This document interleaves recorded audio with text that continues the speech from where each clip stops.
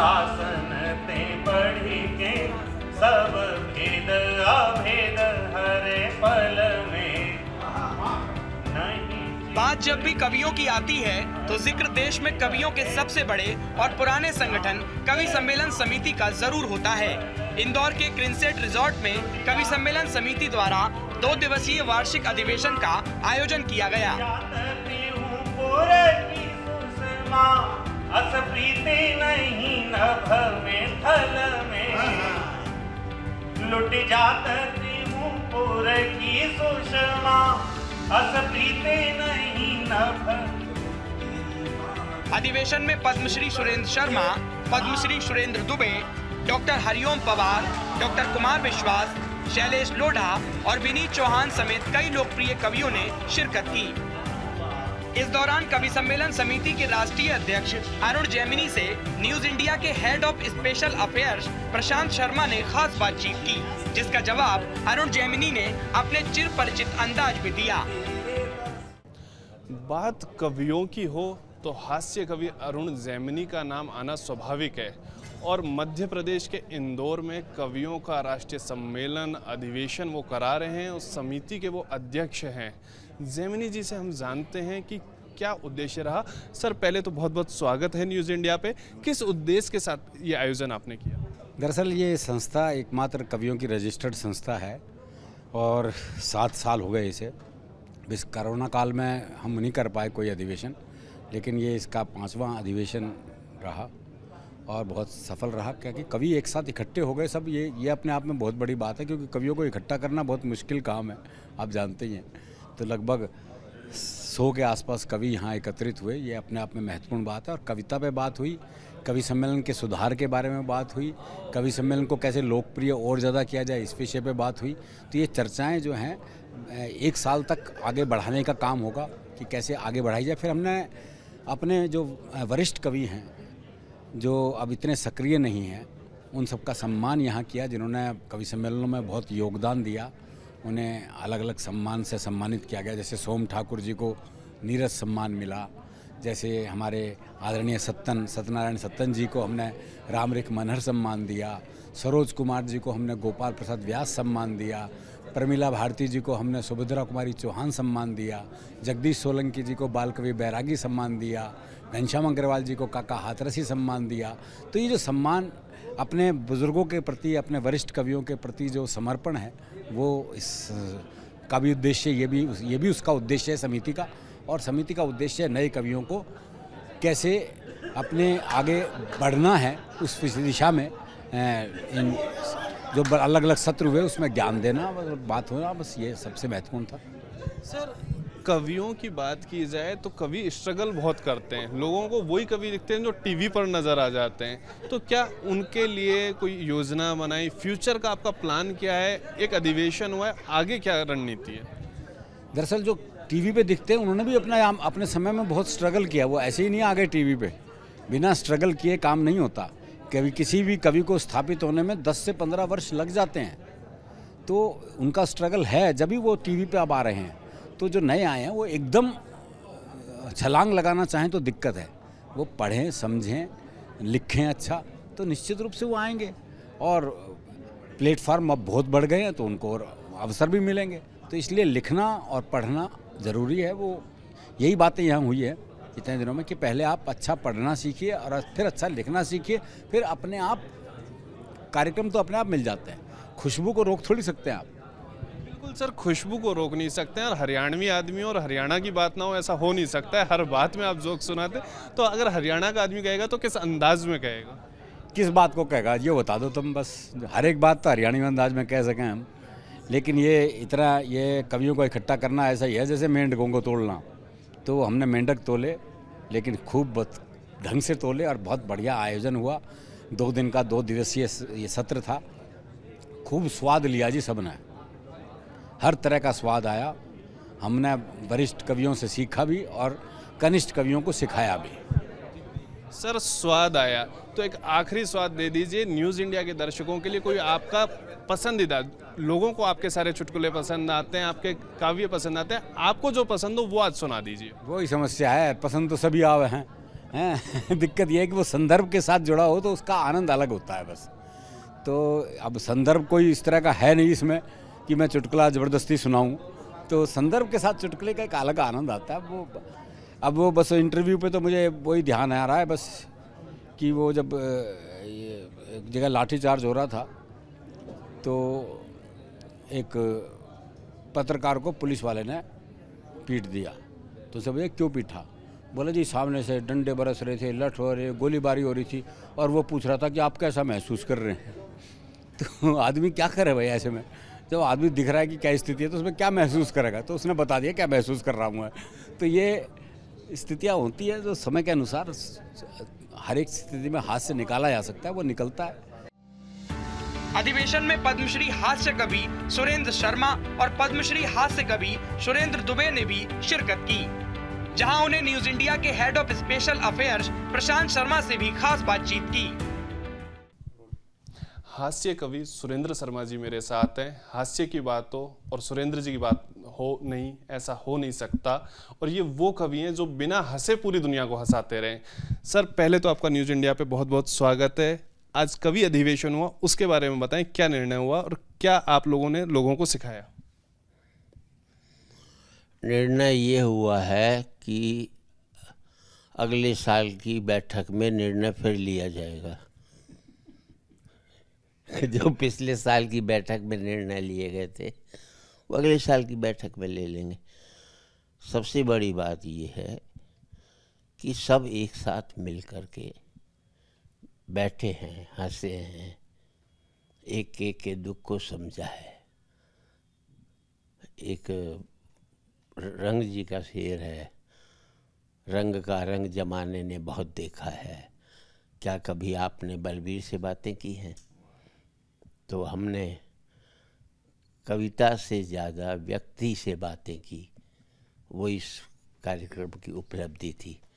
एक दूसरे को जाना है, पहचाना है, उसके सुख दुख के साथी बनने की कोशिश की है और ये कोशिश आगे भी बढ़ती रहेगी कि हम एक अलग अलग बिंदु नहीं है बल्कि एक परिवार हैं जो अलग अलग जगह रहते हैं। सर इस परिवार में नए सदस्य भी आते हैं, उनको आप क्या संदेश देना चाहेंगे? आपके अनुभव को देखते हुए क्या मैसेज है आपका? मैं उनको एक ही संदेश देना चाहूँगा कि एक तो जितने भी संदेश देने वाले हैं उनसे बच कर रहें, खुद निर्णय लेने की क्षमता पैदा करें, किसी के रास्ते पर मत चलें, अपनी ऐसी पगडंडी बनाए जिस पर कोई नहीं चला हो, ताकि आपकी एक माना जाए कि ये अलग ढंग का कवि, एक अलग ढंग की कविता है। जो बात मैंने कह दी वही आप कह रहे हैं दूसरे ढंग से, तो आपकी इंडिविजुअलिटी नहीं बन पाएगी। और मेरा मानना है कि सब कहते हैं हम किताबें पढ़ें और की पढ़ें ज़रूर, पर उस रस के कवि की या कहानीकार की रचनाएं न पढ़ें जिस रस में आप लिखते हैं, क्योंकि उसका छाप अगर आपके मन पर बैठ गया तो कहीं ना कहीं आपकी कविता में आएगा, तो आपकी मौलिकता जो है वो नहीं रह पाएगी। सर बात मौलिकता की हो रही है, आपके जितने भी हास्य कवि सम्मेलन देखे घूम फिर के आप पत्नी पर जरूर आते हैं, ऐसा क्या कारण है सर? नहीं, मैं जब पत्नी एक है तो उसी पर ही आना पड़ेगा ना, दूसरे की पर कैसे आ पाऊँगा? ये बात या तो 2-4 पत्नी होती तो एक बार इसको लिया है, दोबारा उसको लिया है, जब एक ही है तो उसी पर ही आना पड़ेगा। तो सर न्यूज़ इंडिया के दर्शकों के लिए कुछ एक सुना दीजिए जो आपके मन को भा रहा हो। मेरी एक बहुत प्रसिद्ध 4 लाइन हुई है, तुलसीदास जी की एक चौपाई, जिसने महिलाओं को परेशान किया था, अब वो नहीं कर सकता। हमने अपनी पत्नी से कहा, तुलसीदास जी ने कहा है, ढोल गंवार शूद्र पशु नारी, यह सब ताड़न के अधिकारी, इसका अर्थ समझती है समझाएं। पत्नी बोली, इसके अर्थ तो बिल्कुल ही साफ हैं, इसमें एक जगह मैं हूँ, 4 जगह आप हैं। पद्मश्री डॉक्टर सुरेंद्र दुबे जी हमारे साथ हैं, उनसे जानते हैं सर कवि सम्मेलन हुआ, क्या निर्णय हुआ और आपका क्या संदेश है? प्रशांत जी, सबसे पहले मैं आपको न्यूज़ इंडिया के तरफ से बहुत बहुत बधाई देता हूं कि आपने हिंदी के इस महायज्ञ में अपनी एक आहुति देने का प्रयास किया। नहीं तो बहुत सारे चैनल हैं, बहुत सारे कार्यक्रम आते हैं, आपने हिंदी की महिमा और गरिमा के अनुरूप आज एक साक्षात्कार रखा, इसके लिए व्यक्तिगत तौर से मैं आपका आभारी हूँ। हिंदी के लिए कवि सम्मेलन समिति जो राष्ट्रीय स्तर पर बनी हुई है, उसमें महत्वपूर्ण 3 निर्णय हुए। अभी तक 6 पुरस्कार दिए जाते थे, अब 7 पुरस्कार दिए जाएंगे करके डॉक्टर कुंवर बेचार के नाम से एक पुरस्कार और चालू किया गया। इसके अलावा जब हमारे कवि जो दिल्ली जाते हैं किसी भी काम से, कभी कवि सम्मेलन के लिए, किसी के लिए, उनको दिल्ली में रुकने की उनको समस्या रहती है। बड़े महंगे होटल होते हैं, कवियों के पास इतने आर्थिक संसाधन नहीं होते हैं। एक भवन बनाने की योजना है गाज़ियाबाद में या NCR में कहीं भी, जहाँ नीचे कुछ कमरे बना के अपन किराए पे दे दें मेंटेनेंस के लिए, ऊपर में एक हॉल रख दे गोष्ठी के लिए, और ऊपर में 6 कमरे बना दे जहाँ कवि अपना 2 दिन रुकें, 2 दिन से ज़्यादा ना रुकें। कोई ट्रेन पकड़ता है, कोई प्लेन पकड़ता है, तो उसकी व्यवस्था हो जाए। और बड़े बुज़ुर्ग लोग जो हैं, और जो कविता का बदलता हुआ स्वरूप है, मंच की कविता हो गई है। मंच में सब कुछ है आज के दौर में।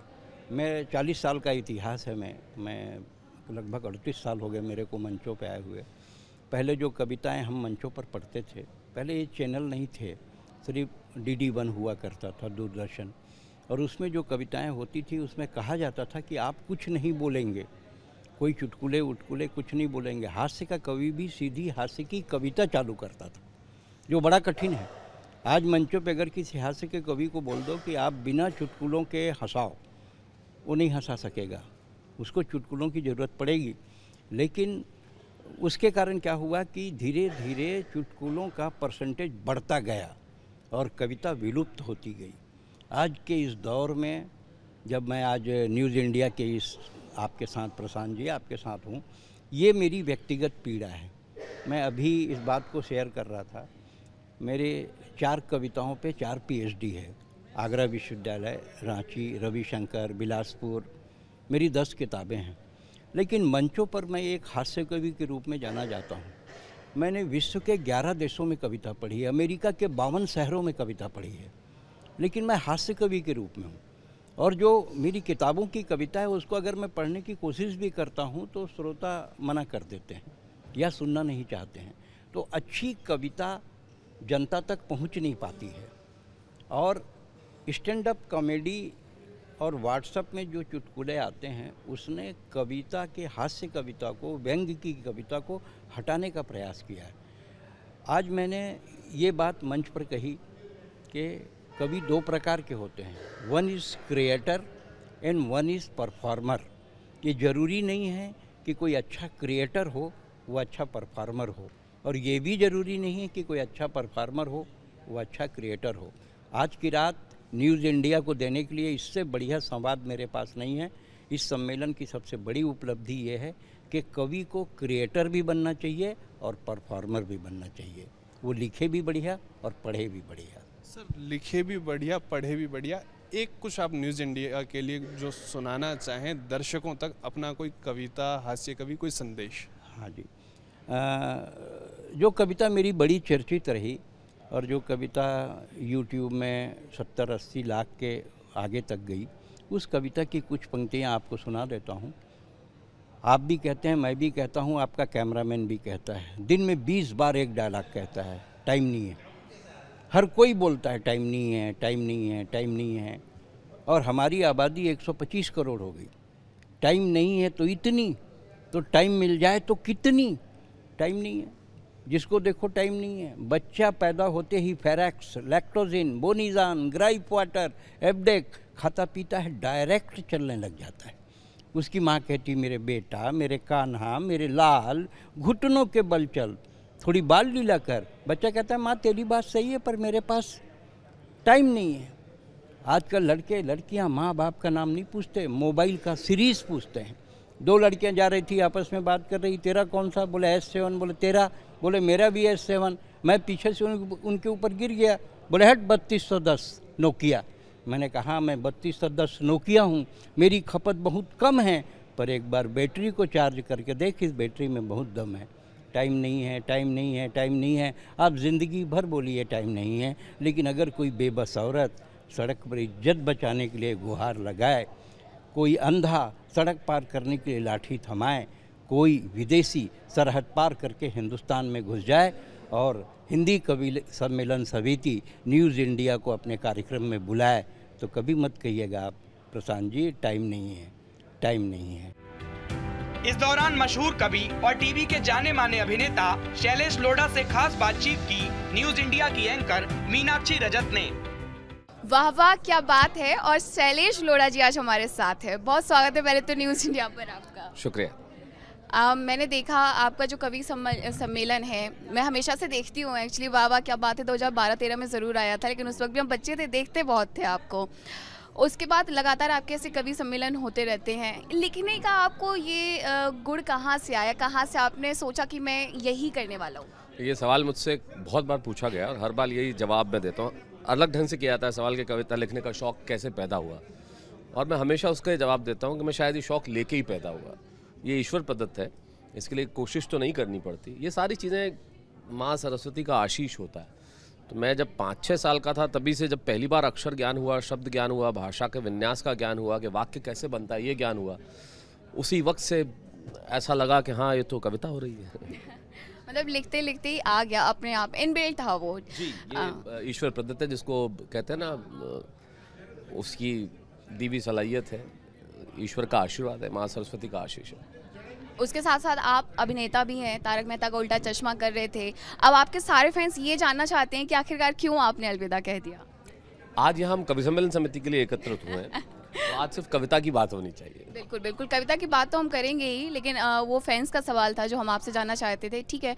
लेकिन अगर आपको अपनी कविताओं में से कुछ अच्छा सुनाने का मन हो, या जो आपको लगता है कि ये मेरा बेस्ट है, तो वो क्या होगा? 2 अलग अलग प्रश्न हैं। सुनाने का मन हो और जो मेरा बेस्ट है। सुनाने का मन तो वो कि जिस पे पैसे सबसे बढ़िया मिल रहे हो। मजाक की बात है, ऑन द लाइटर साइड। हर कवि के लिए उसकी हर रचना जो है महत्वपूर्ण होती है और अलग अलग मूड से लिखी गई होती है। मेरी सारी जितनी कविताएं लोकप्रिय हुई तमाम, वो बहुत अलग अलग मूड की लिखी हुई कविताएं। तो किसी एक को चुनना असंभव सा है, लेकिन मुझे लगता है कि एक बेटियां कविता जो मेरे नज़दीक है, जिसे मैं समझता हूँ कि मेरे नज़दीक है। मिस करते हो कि नहीं, तो खैर मैंने अपना जीवन ही पूरा उस कविता में है। तो इस तरह से तमाम कविताएं, चाहे माँ है, संस्कृत, बहुत सारी कविताएं हैं जो अलग अलग मूड्स की कविता है। सिर्फ यू आस्क मी कि एक इनमें से चुन लिया जाए तो वो बड़ा मुश्किल है। तो जब मेरे भी मंच पे जब मैं होता हूँ तो जिस तरह का मन होता है उस वक्त उस वैसा सुना देता हूँ। अच्छा, 2 सवाल एक साथ। एक तो मैं आपकी जो फेवरेट आप कह रहे हैं कविता है, उसकी कुछ लाइंस सुनना चाहूँगी, और न्यूज़ इंडिया के लिए आप क्या कहना चाहेंगे ये भी जानना चाहूँगी। बस यही कहना चाहूँगा कि आप इसी तरह से कवियों का, साहित्यकारों का इंटरव्यू करती रहें, पॉजिटिव चीज़ें बताते रहें, ताकि समाज में जो हमारे आज के माशरे में जो नेगेटिविटी है तो ख़त्म हो।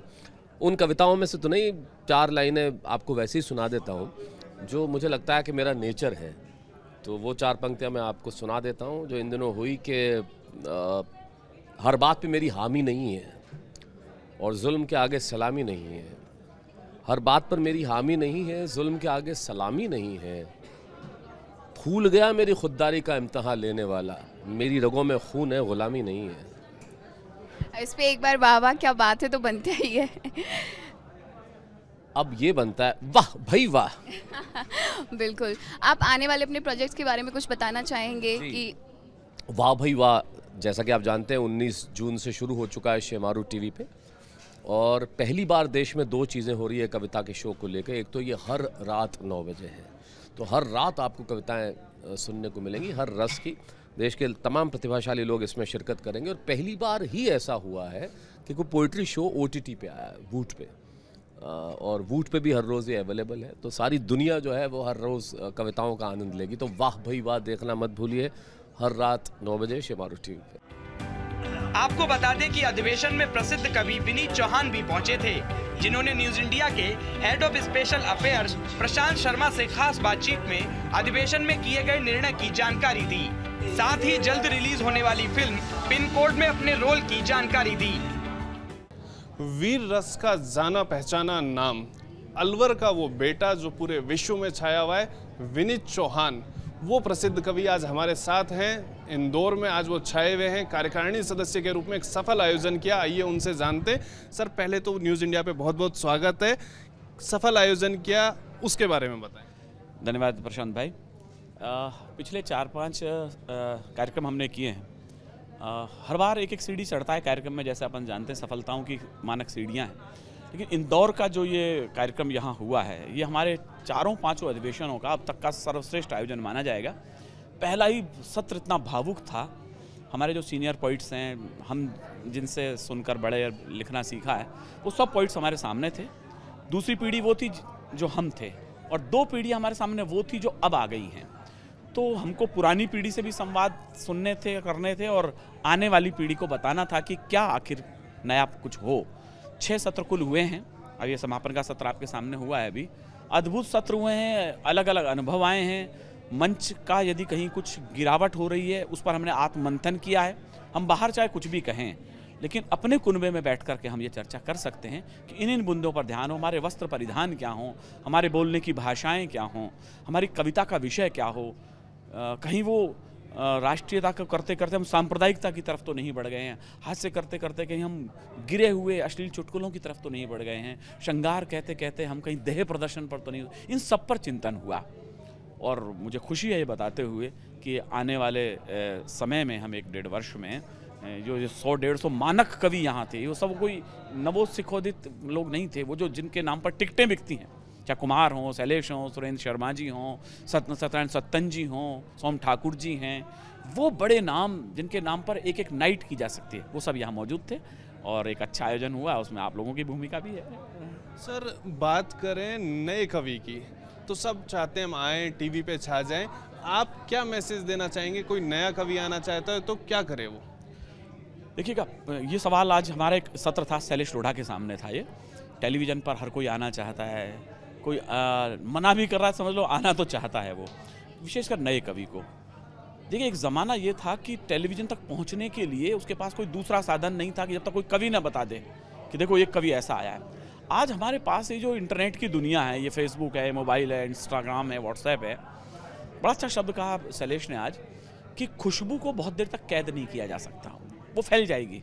उसे बताना नहीं पड़ता कि खुशबू चंदन महक चुका है या रात रानी महक गई है। अनेक ऐसे उदाहरण हैं। मैथिली ठाकुर, एक नई बच्ची संगीत की दुनिया में आई, उसके अपने भाई के साथ तबले बजाती थी एक सामान्य से घर में, और आज वो लाखों की परफॉर्मेंस का पैसा लेती है। बहुत सारे ऐसे कवि हमारे मंचों के, चाहे कविता तिवारी हैं या अमन अक्षर हैं, ऐसे बहुत सारे कवि हैं जिनको हमारे छोटे मीडिया से पता लगा और फिर इस बड़े स्क्रीन तक पहुँचे।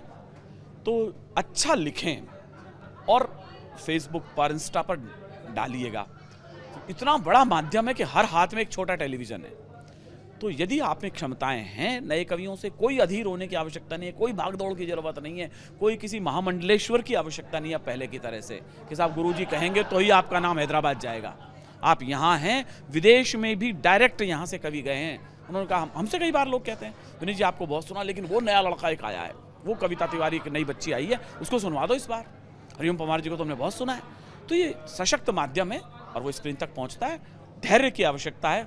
सफलता कभी भी भागदौड़ से किसी को नहीं मिली है, चाहे वो हमारा फील्ड हो, चाहे आपका फील्ड हो, कहीं भी हो। धैर्य रखें, निश्चित रूप से सुगंध फैलेगी। सर, धैर्य रखें, लेकिन आप कह रहे हैं सोशल मीडिया, OTT प्लेटफॉर्म की ओर भी ध्यान दें। अब बात करें इसी ओर, आपकी भी फिल्म आने वाली है, आपने भी एक रोल किया है, उसके बारे में बताएं जरा। पहले तो इस बात की तुम्हारी खोजी पत्रकारिता को बधाई कि तुमने मेरी आने वाली फिल्म के बारे में बताया। पुराने मित्र हैं आप मेरे। पिन कोड करके मेरी एक फिल्म आ रही है अभी, पहली बार मैं, वैसे तो मैं विज्ञापन फिल्मों में तो 2-4 में आया हूँ, लेकिन बड़ी OTT प्लेटफॉर्म पर जो एक फिल्म आ रही है वो संभवतः अगस्त में रिलीज हो जाएगी। उसमें काफ़ी आर्टिस्ट हमारे साउथ के, केरल के डायरेक्टर हैं उसके, उन्होंने अब तक साउथ की फिल्में बनाई थी पहली बार, और वो पेशे से डॉक्टर हैं, MBBS डॉक्टर हैं। तो उन्होंने कहा कि मैं हिंदी में फिल्म बनाना चाहता हूँ। तो खोजते बिनते अलवर आए, और मेरा एक, मैंने ऐसे ही एक टी-शर्ट में और एक मेरा इंस्टा पे पड़ा हुआ था, वो ऐसे घूमते हुए चश्मा वश्मा लगाए हुए, तो उन्होंने वहाँ से किसी पूछा, यार ये बंदा मेरे को कमिश्नर के रोल में चाहिए। मैंने कोई जिसे कहना चाहिए इंटरव्यू नहीं दिया, कोई स्क्रीन टेस्ट नहीं हुआ। अब वो ढूंढते ढूंढते लोग मुझे ऐसा, वो कैसे एक डायरेक्टर आए हुए हैं, तो उसमें मेरा कमिश्नर का एक रोल है, और बड़ी सस्पेंस भरी सी फिल्म है कि उसमें अंत तक ये नहीं पता लगता कि वो कातिल कौन है। बस ये इस पूरी फिल्म में ज़्यादा तो नहीं बताऊंगा, अगस्त में आप देख ही लेंगे। लेकिन एक अलग विषय है वो, बिल्कुल एक राइटर और एक कमिश्नर की दोस्ती होती है, और अंत में रहस्य खुलता है कि कौन क्या निकलता है उसके अंदर। कवि सम्मेलन समिति के इस वार्षिक अधिवेशन में कवि सम्मेलनों के उन्नयन, विकास और कविताओं के स्तर में आ रही गिरावट समेत अन्य विषयों पर विभिन्न चर्चा सत्रों के माध्यम से विचार मंथन किया गया। आयोजकों के मुताबिक अधिवेशन में वरिष्ठ कवि सोम ठाकुर को नीरज सम्मान, जगदीश सोलंकी को वैरागी सम्मान, घनश्याम अग्रवाल को काका सम्मान, प्रोफेसर सरोज कुमार को व्यास सम्मान, सत्यनारायण सत्तन को मनहर सम्मान और प्रमिला भारती को सुभद्रा सम्मान से नवाजा गया। Bureau report, news India.